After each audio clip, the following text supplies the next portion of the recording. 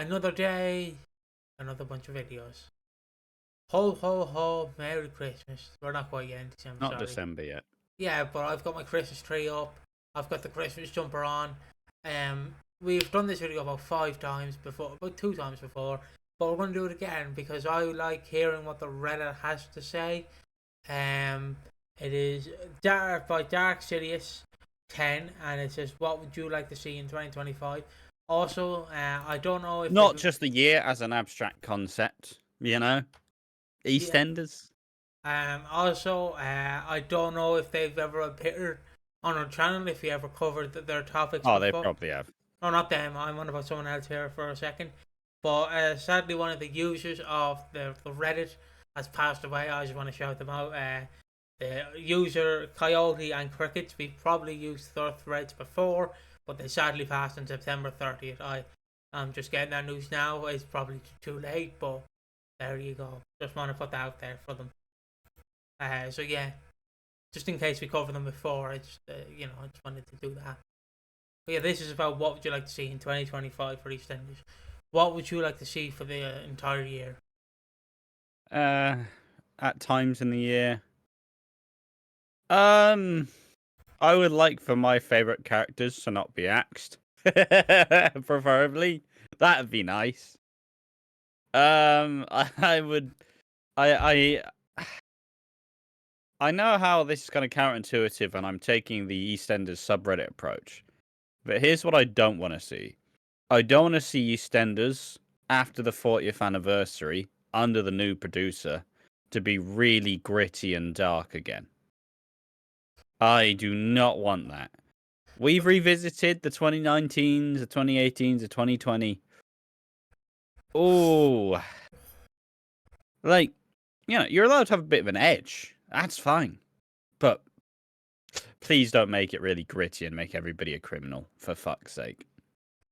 I'll just put the comments back to what's very quickly. That's me.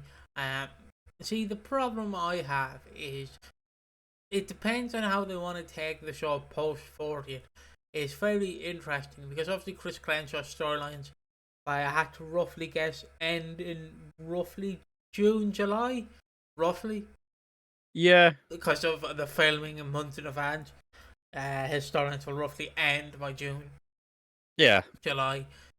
So it's going to be interesting to see what Ben Wadey, I think that's the new guy, wants. I believe so. Yeah. I believe it's going to be interesting to see what he wants to do. I just I know it's not funny, but in my mind, I'm just imagining fucking the guy who plays Rocky. Like the minute Chris Clenchall leaves, he's like, "Hello, Tony. Hello, can I come back there, Ben? Come on, I can be. Come on, Brian Conley. I think that's his name." Just like fucking calling him like minute he's gone, hiding behind the bush. But yeah, I don't know what I want to see in 2025. It's another novel concept of like, I just want everything to continue and hopefully not be shit. Because the one problem, that's a good way to put it. Because I like covering EastEnders on this channel. Yes, there's times where I don't want to get out of bed. That's most days when it's cold. Or if Ash is going to have the fat chocolate, that's every fucking day, Piggy. Still, I know, okay? But I want to keep covering this. I don't want it to be a slog. I don't care if 2 storylines are bad and one's good. Because that would be, at least the good outweighs the bad. But I do not want to go back to like slogging through this show. And it's like fucking, it's like when you're covered in like 6 feet of snow. And you're like trying to get through the snow, but you literally can't. Yeah. But that's what I want to do, because I to peel back the curtain. I'm recording this on the 25th of the 11th because we are ramping up to do a ranking for Christmases of the past 10 years, and I had to go back and write the notes for 2021. Now there was some stuff I didn't include because it was 1:30 in the morning. Leave me alone. But I got all the main parts in. But the one problem I found is I'm watching the episode and I'm not really pausing it, right? I'm just watching it and I'm noting it, and then I'm pausing if something big happens.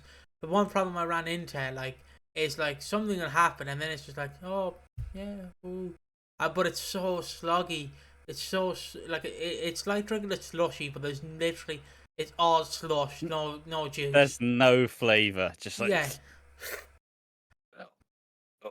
oh my head. Oh, it Do you know hurts. the thing? Do you know the thing that gets on the ground when like snow and water mix? Like slush, is it called Yeah. slush? It's like drinking that. It's just like, Yeah. it was so it was so hard to get through, but it wasn't as bad as 2019 because that was fucking 2020. It was just fucking boring. Is like, and we all have different tastes of what we like in our EastEnders. Yeah. Usually, it depends on what time period you kind of either grew up watching or you got back into while watching. So you do have a legion of the Ben Mitchell fans and the people who were big fans in like 2019 to 2023 before Chris Clenshaw took over. And it is a completely different appeal to what I'd say is Chris Clenshaw's EastEnders. So it's kind of a hard one. I don't want to go back there, I'm good. All right? I don't want... I got simple tastes. But EastEnders isn't really a simple, like, fucking meal. You can't fucking simplify EastEnders to just be like, well, there's some buttered bread. It's like, well, no, there's obviously more aspects to that. But you need the balance of flavor. You kind of need the like shitty little, never really that good, but sometimes really good social issues, like the cancers, all this sort of shit. You need those sort of grim, dark reality stuff to kind of have a big, long narrative running through everything. Not just cancer specifically, but like illness, like trauma, tragedy. You need all that shit. You need the comedy, because when the comedy's not there, it does just become fucking boring. And you need the show to have like a pulse. You need it to bounce. You need it to be alive. And during the bad times in EastEnders, it felt like there was no pulse. It felt like you're just kind of running the fucking seams.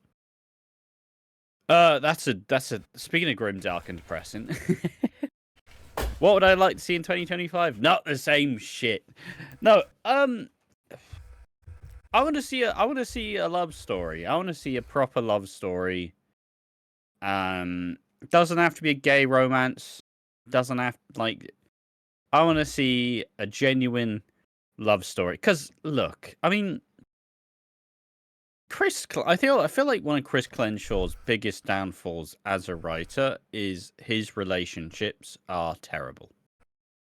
Like, you have Suki and Eve, which I guess is the one big it's the one big victory in that front. But Kat and Alfie getting back together, not really. Like, they teased it a bit occasionally sometimes, and then suddenly it's like, oh yeah, by the way, it's happening. It's like, oh, okay, I guess this is sweet in its own way, but it's not really like, if you build to it well, just like you did with the 6 at Christmas, it's like, oh, fucking hell, what? Like audibly gasping. So I want to see a big love story, Don't do it like they did Ben and Callum, where it's like, they're just two working class lads. It's like, you've been kidnapped by the fucking person he tried to kill. Fuck off. Are you two working class lads? Your dad's Phil Mitchell. But a big love story, I don't really want... Cheating has its place, but I want a genuine, pure love story that will define this generation of the show. And that's why Ash is putting his hat in for Martin and Ruby to get back together. And Ruby can do nothing wrong. So what, she might burn down a building. It wasn't her fault. It was the person who left the match there and the gasoline. Exactly. I was going to say orphanage. Well, no, that wouldn't really work. Bit much, yeah. A bit much. Tony got that out. Like, but don't really care to get any more births, honestly. Don't really need any more babies. I won't take the EastEnders Reddit where it's like, a woman is just baby making machines in EastEnders. No, they're fine. Deaths. I mean, the only death I really see happening relatively soon is the possible Linda one, if that's to be expected. But I don't think she'll die. I think she'll just leave. Or the Probably Ruby. It feels like Ruby might die at the end of her stint. It feels quite likely because I don't know. It's a lovely little. It's especially a Coronation Street thing where it's like, oh, you've had a kid with someone and they were kind of a wrought bloke or a wrought bloke. They kind of just a wrought woman. Oh, they're dead now. Here's the child. Okay, but like they love to just kill off a young mum club, you know. New arrivals. I'd still take a trans character personally. I think it's an interesting story to tell. I think the difference with Soap is I would like for them to tell it in a really extended way. Like I want a character to. I want a character not from the start, but I want a character who kind of is established as this person, starts to figure out maybe they have some like dysmorphia and they don't feel like themselves. I want to see them go through the transition and fucking stick it out in the end.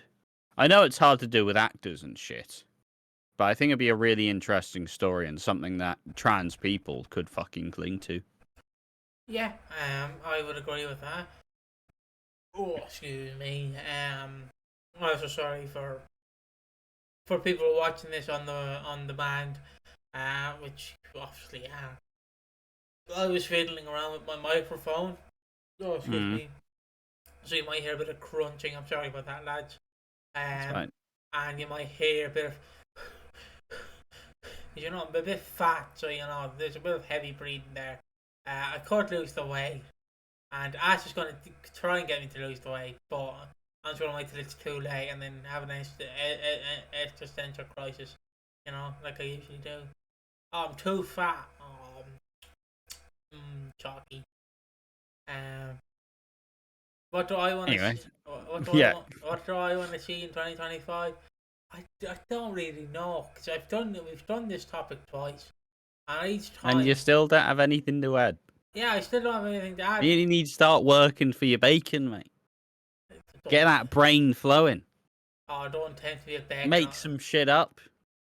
Yeah, but I just want to see what happens. They're not gonna listen to me. Is the thing. Yeah, for the whole point of the fucking video. I did it before. I gave my thoughts before multiple times of what I would like to see. A trans character who gets fucked over by the system, and then, you know, gets diddled. I'm gonna put that lightly. Has a crisis. You know what? Fuck it. Have a man get sexually assaulted. Have people think that the woman is innocent, even though she's not. She forced it on him, and then do go from there. How do you like that one? Now, can I have my bacon, please? I'm hungry. I personally, and I know this one's kind of a bit darker as well. I want to see domestic abuse tackled from the approach of a woman abusing a man. Because it doesn't happen nearly as much, you know? Well, in Soap, for example. Like, it doesn't happen nearly as much in Soap. It's, for the last, like, extended period of time, all of the... And yes, there's been a lot of, like, abuse storylines and maybe a bit tired at this point. But there's been so many abuse storylines where it's an overbearing man abusing a woman. Coercive control has been like a hot button topic within these storylines. But like I said, my favorite Coronation Street storyline of all time is the Kirsty Soames and Tyrone Dobbs abuse storyline, where she does abuse him. And it's kind of a really interesting dynamic. And they tried to explain away the actions of the character, and it was kind of sympathetic in its own way. Obviously, you know, the main outcome is she was a fucking toxic abuser. But I do genuinely want to see... Well, I don't want to see it because it is miserable, and it's really awful. But also, as like I think EastEnders would do a good job of doing this. Like, I even made the ridiculous, like, idea of... Like, what if Phil, at his lowest, you know, found himself with a woman who started to kind of become overbearing and started to abuse him in its own way.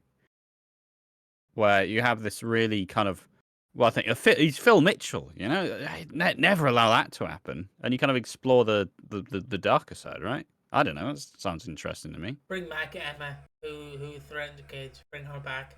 She corruptive controls Phil. Also, we should mention here Phil is having a depressing storyline. It's been confirmed that he's gonna maybe have a suicide attempt at Christmas. So, which is also a very good thing to do, because you know, suicide at Christmas, alarmingly high. Yeah. But yeah, enough of the depressing stuff though. What positive things would I like to see in 2025? Those are just some little fun ideas. Well, not so fun really, but you know, interesting ideas. I don't want everything to go reach the status quo. I don't want fucking Sharon and Phil to be back together. I don't want Kat and Alfie to be back together. Or at least I don't want it to be as like in front of our faces again. I want to see Jay and Gina get together. That's always kind of been teased. I want to see them flesh out Gina a lot more. I want 2025 to be the year of George and Junior's relationship fucking fixing itself, and I want them to actually, you know, let's say like at this Christmas there's going to be arguments because they're still probably going to be bitter about the fucking Cindy affair that's going to be revealed. Like, I still want him and Junior to have a full-on year of being like working hard to get a better relationship. Then at Christmas they kind of look back a year and go, you know what, we fucking made it. You know, I'm happy. Obviously, it's probably not going to happen because drama, but I want to see Cindy leave Ian, or Ian leave Cindy, either or. I want to see Ian kind of reaffirmed as like, I don't know if we introduce a new character, or we bring back an older one, but Ian has to have a partner because it's Ian Beale. I want the Shirley return. The Shirley return feels important. You know, Lady Di and Shirley are missed entirely. Obviously, I don't know what you'd really do with her, considering all the family that you established to give Shirley more shelf life have all fucked off now. But, you know, maybe you can have a weird, like, standoffish relationship with the Knights. You could easily, like, I still think that she should get back with Phil at this point, because, you know, they're both at a different stage in their lives. I kind of want some older characters to come back in a sense, but I also don't. Like, a part of me wants to see a Max return, but I also don't think I want the long-winded, fucking sad Max return. Like, I want to see Jack get some fucking comeuppance for being such a useless prick the whole time. Such a mardy bastard. Probably want to see a new family. I know it's not been too long since we introduced the Knights, who I think fundamentally have been a strong like family as a whole. But I'd imagine the new producer will likely bring in a new family fairly shortly because shortly after Glenshaw took over fully, he did introduce the Knights as his main like focus.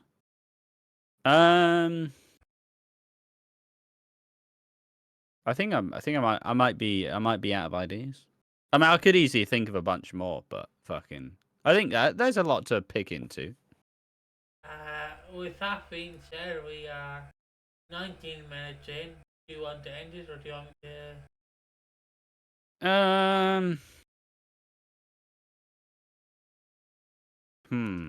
I'll just see if there's any like really long fucking. Just a lot of people saying, you know, maybe a Janine come back. Someone doing a like family trees kind of nonsense. Less coincidences. Someone says bring in a Jewish family. Interesting idea. Return to Max. Someone says a soft reset. Bring in a flesh-blooded showrunner and writers in need of a big break to replace the decades of status quo. Someone ruthless to clear out 90% of the current cast. really tackle the structure of the show, in a sense, give it a fresh take on a much more believable square to live on in 2025. Now, as for the other 10% of the cast, 5% of the best characters can stay, the other 5 can be returning, proper classic characters to help inject excitement from previous generations. David Wicks was very popular this year, and for whatever silly reason, left within days of the episodes. Because he wasn't supposed to be back for long. He wasn't supposed to be back for long. Short stint, Clenshaw. Brings him back for a week. Nicola's the one decent example of what good EastEnders can be. A brand new character that's immediately entertaining. You've got characters that should be really more... You've got characters that should be really more prominent and impactful, like Patrick and Martin. I cannot fathom why Pat was written out. Personally, a huge fan of Nitin Ganatra, that's Masood.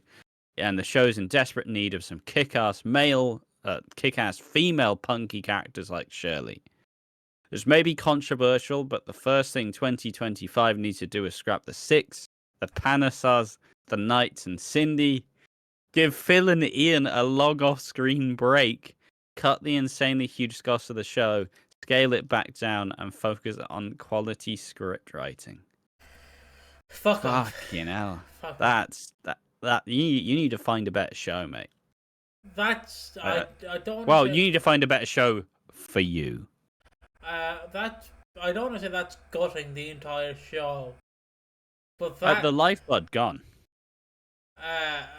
The only way I can describe this is, again, American Psycho reference, but I don't care. It's the only way I can describe this.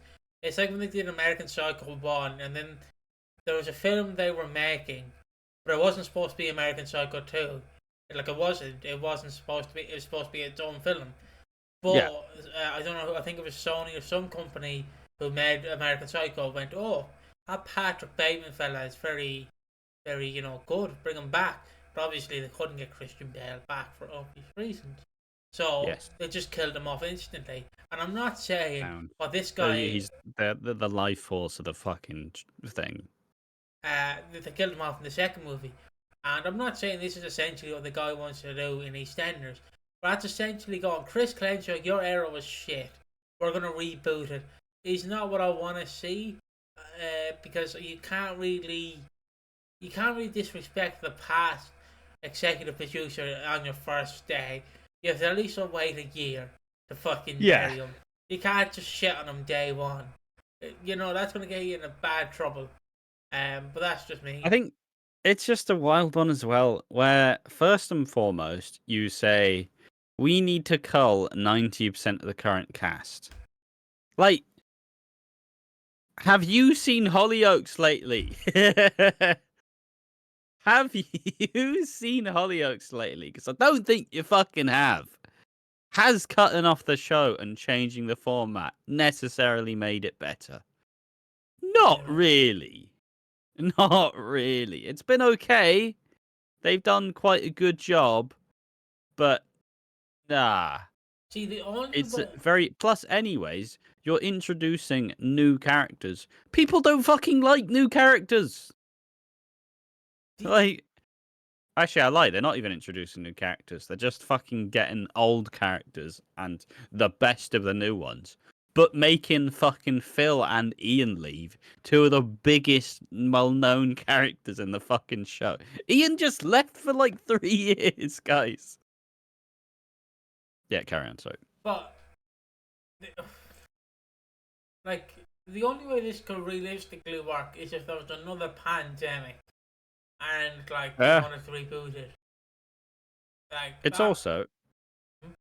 It's not like the BBC's really worrying for cash, are they? No. Not like the BBC's been cutting the fucking budgets. Also, rumoured, I'm going to say rumoured, obviously the BBC are maybe buying Channel 4, so there's another fucking... Maybe, they're not really struck. Can they bring back the Hollyoaks budget, please? Can they please bring back the Hollyoaks budget and just act like this a bit didn't happen? I just want to say it, because I won't be able to talk about anyone else, just simply because, like, I don't really do Channel 4's, like, soap.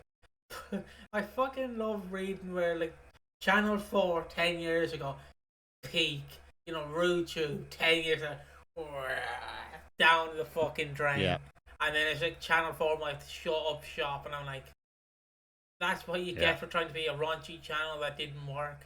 You fucking bellends. Well, it lost its fucking edge is the problem. Yeah, we're gonna re-air Young Sheldon and Big Bang Theory because that's what you want to really see on Channel 4, isn't it? Like, it simply just lost its fucking luster.